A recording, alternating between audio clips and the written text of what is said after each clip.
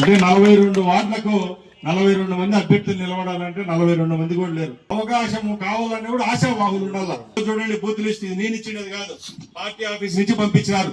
89 బూతుల్లో చెత్తగా మైనస్ వచ్చింది. మనకు 89 బూతుల్లో చెత్తగా మైనస్ వచ్చింది. కొన్ని గ్రామాల్లో అయితే 4 బూతులు ఉంటే 4 బూతులు కూడా మైనస్ పోయినాయి.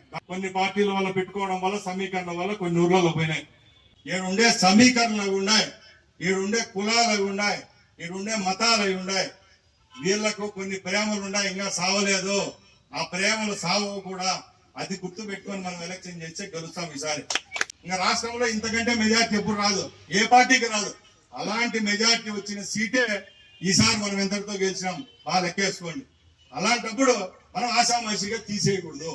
దయచేసి చెప్తారా, అది ఎవరన్నా ఉండే నేనుంటాను, ఇంకోరు ఉంటాను అభ్యర్థి ఏం కాదు. మనం ఓ పార్టీని నమ్ముకొని ఈసారి గెలిచినా మన కార్యకర్తల్లో కొద్ది చిత్తశుద్ధి పెంచండి. రేపు రాబోయే కష్టాలు కూడా ఒకసారి ఊహించుకోండి.